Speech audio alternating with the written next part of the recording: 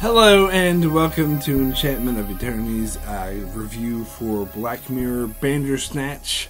This review will be mostly spoiler-free, or it will be pretty much spoiler-free. Although for those who are like really sensitive about spoilers and don't want to know anything, then you shouldn't be watching this video. You should go watch the movie first and then watch this video.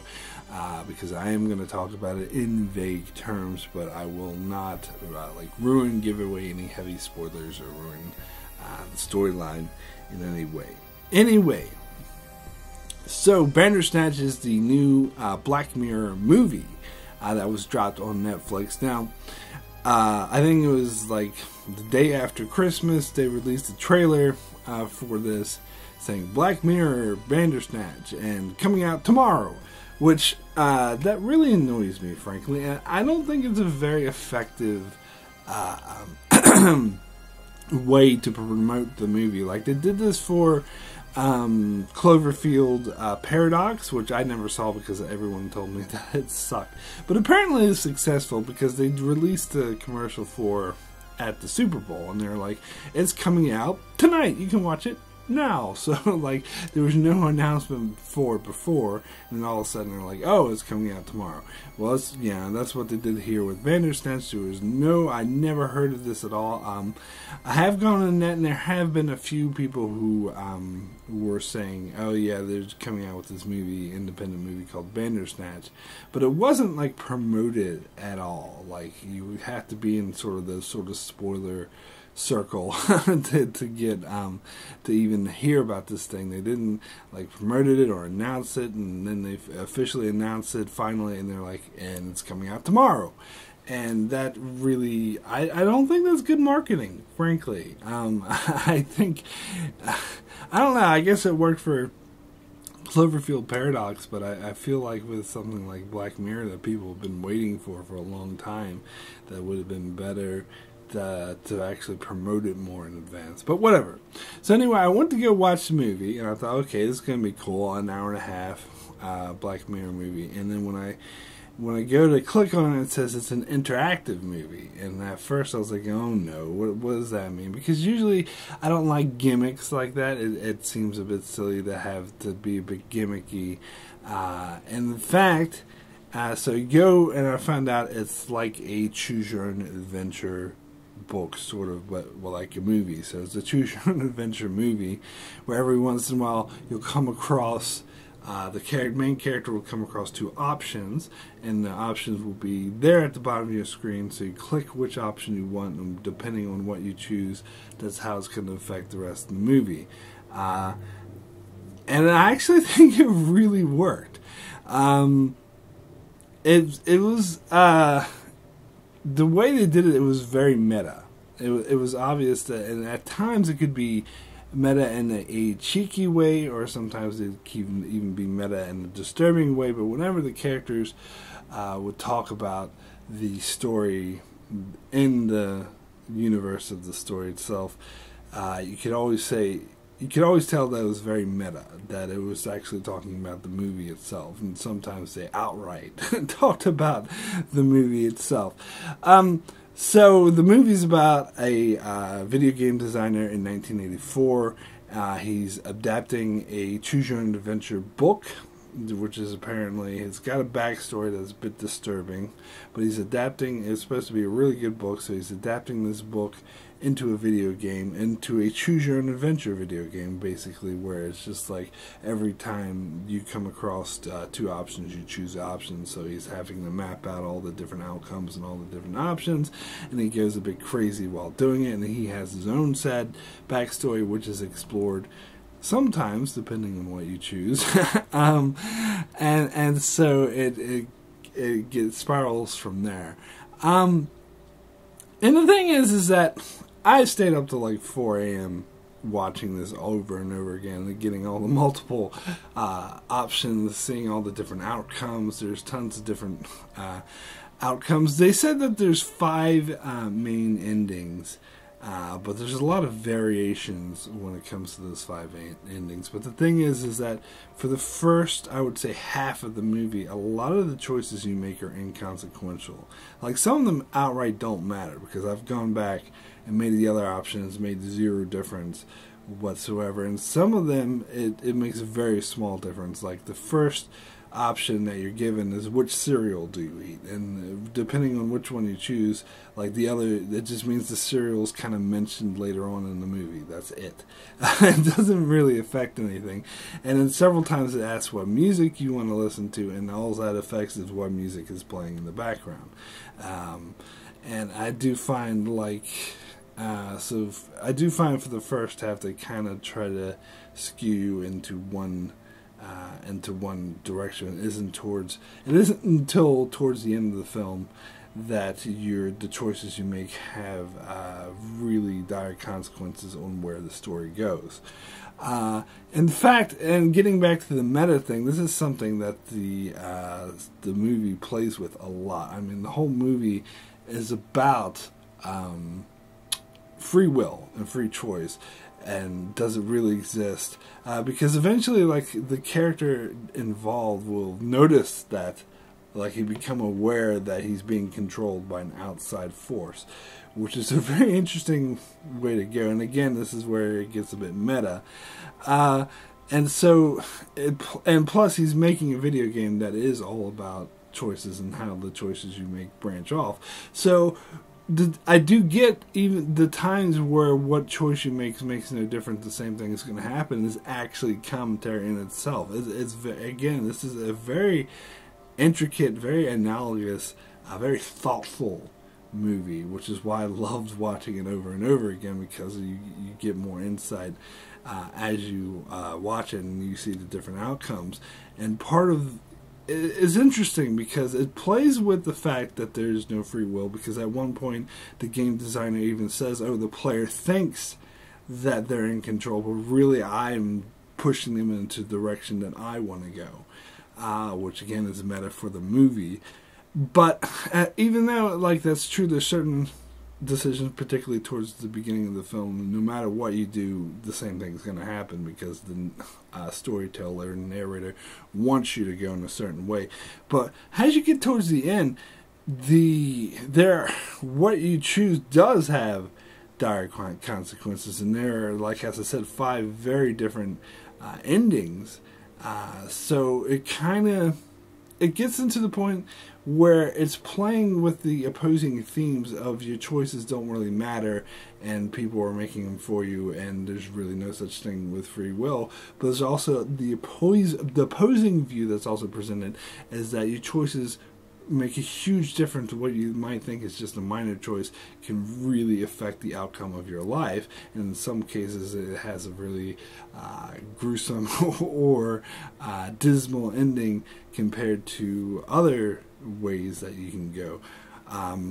So there's a poison. Although I wouldn't say the endings are drastically different, not to give away too many spoilers, but pretty much all of them are not what I would call happy endings. In fact, one of the endings, the guy even says, oh, this is a happy ending, but it's not. He's being a bit obtuse. So it's kind of saying that no matter, even though the outcomes may be drastically different, it's, generally speaking, it's the same sort of dismal ending regardless. So it's kind of, as I said, it's playing with the theme of free will versus the choices you make have dire consequences for what's going on. I did note that there are 2 major components I would say towards the middle of the movie, so towards the beginning, not towards the end, that if you don't choose a certain thing, it's like a juncture in the movie where if you don't choose a certain thing, it will have really dire consequences and take you in a certain way. So every time you hit like a dead end, it will always suggest to go back to that particular point. Or if you do make it to one of the 5 endings, it will tell you to go back to this specific point. There were 2 in particular. I thought that depending on which way you go, and it drastically affects the story going forward. And I think in both cases, like, there's one option where the movie wants you to make this option because you get more backstory, or you get I don't know, more flavor to the story if you choose that option. But if you don't choose the option, there is an ending that will take you all the way to the end, but it's not as interesting or as fleshed out, maybe. And that's the other thing, and this is probably the one thing I didn't like about the movie, and it's very similar to like Choose Your Own Adventure books, is that they have dead ends. And this, I used to read Choose Your Own Adventures books when I was a little kid, and that kind of annoyed me because if you pick the wrong thing, then it takes you to the, oh no, you got eaten by a monster. You have to start it all over again. And there's a couple places in here where, and it's not necessarily something bad happens to the main character.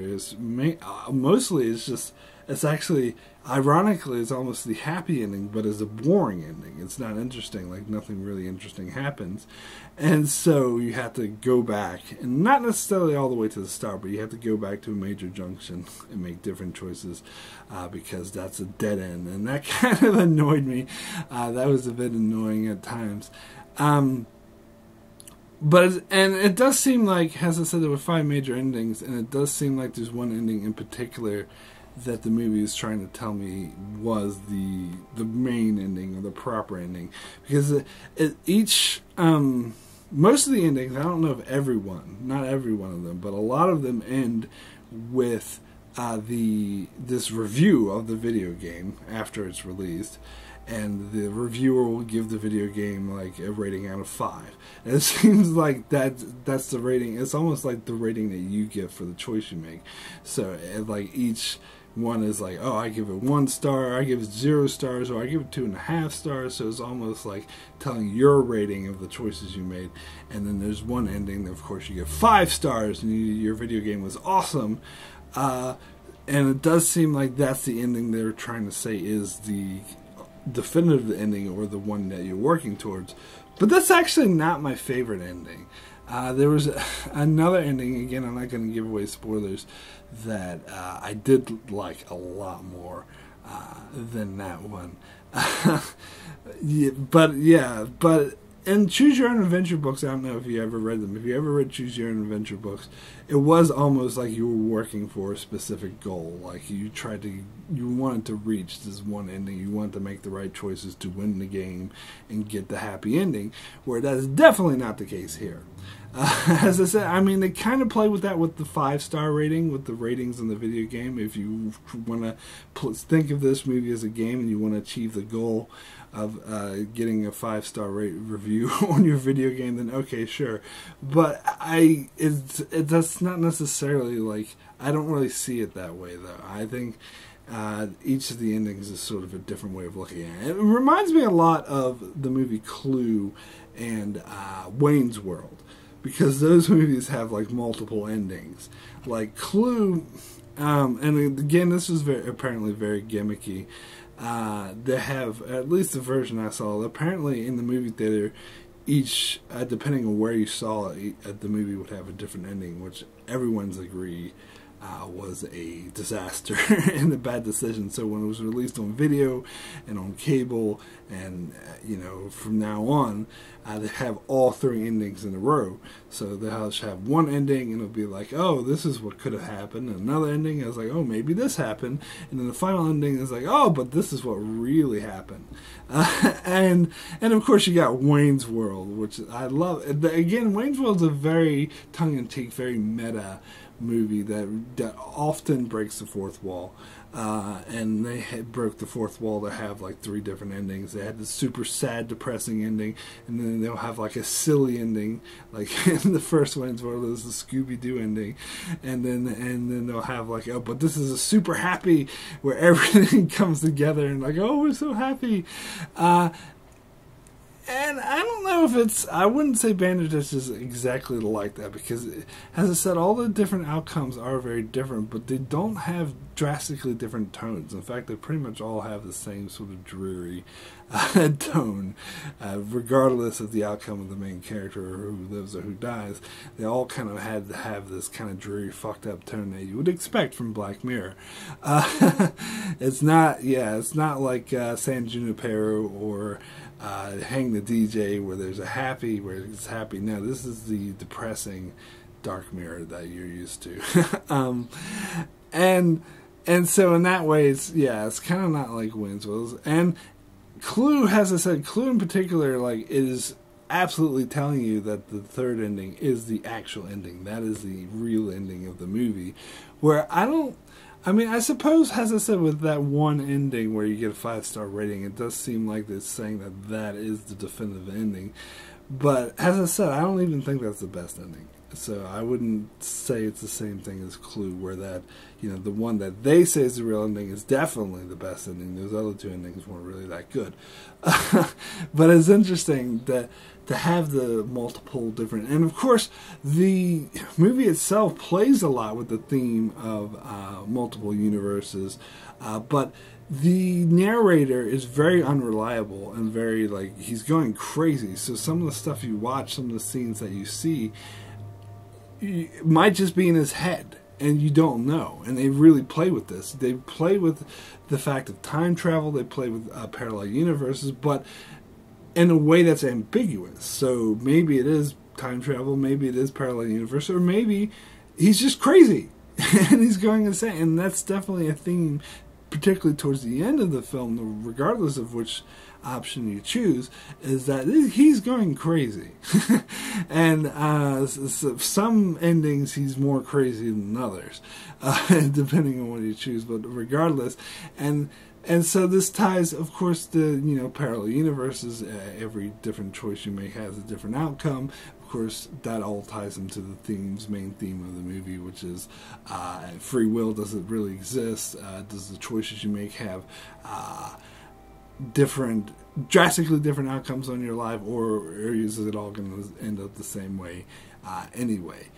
So I thought it was very effective in that regard, in a very meta way, because the whole thing is about making different choices and having different outcomes. So I thought that was quite amazing. And this is Black Mirror, as Black Mirror always does. It has Easter eggs, tons of Easter eggs. Some are quite obvious. Like, there is a video game designer, not the main character, but another one who's supposed to be like his hero, like a very well-known video game designer. And each of his video games or the main ones anyway, are names of Black Mirror episodes from previously. In fact, like, one of them, it just shares the same title. It's nothing like the Black Mirror episode, but another one, that is the Black Mirror episode. Like, the poster for the video game has the same thing, the same picture basically from the Black Mirror episode. And there's other very obvious Black Mirror Easter eggs that pop out throughout. And also, I'm not going to give them away, I'm not going to spoil that, but I kind of got the impression that this was Charlie Brooker, the writers, sort of playing with all the Easter eggs they've been doing so much, because recently, in the past year, after season 4 particularly, there's a lot of, like, theories and speculation that Black Mirror is one universe, and in fact I saw quite a bit of videos that try to create a definitive timeline and make a storyline where all the episodes exist in the timeline and tell a narrative. And it seems like this movie in particular was purposely trying to destroy that idea and break that idea, and because some of the Easter eggs, there's just no way it could fit into any definitive timeline. I think it was purposely trying to make it say, oh no, this is fiction. In one case, I think I've always said about these Easter eggs that it's all just a fun way to tie things together. It doesn't mean there's one definitive story, one definitive timeline. They just like throwing in Easter eggs and make references, and sometimes the references will be there, be actually in the universe in one episode. Sometimes they'll just be cheeky. I think they're very loose with that, and I think this movie in particular tries to make that very clear, and tries to be like, nah, this is all fucked up.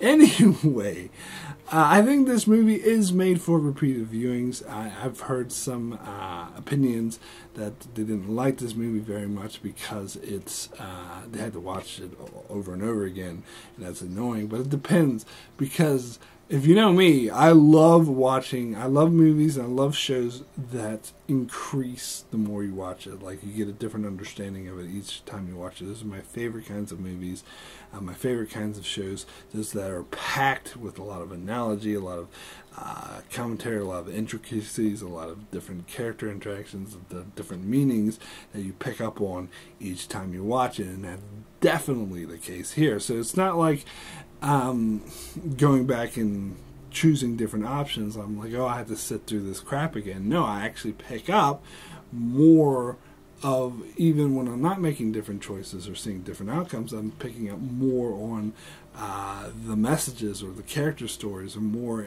sort of meaning that I may have not have noticed the first time around. So I'm actually gaining more by watching this multiple times.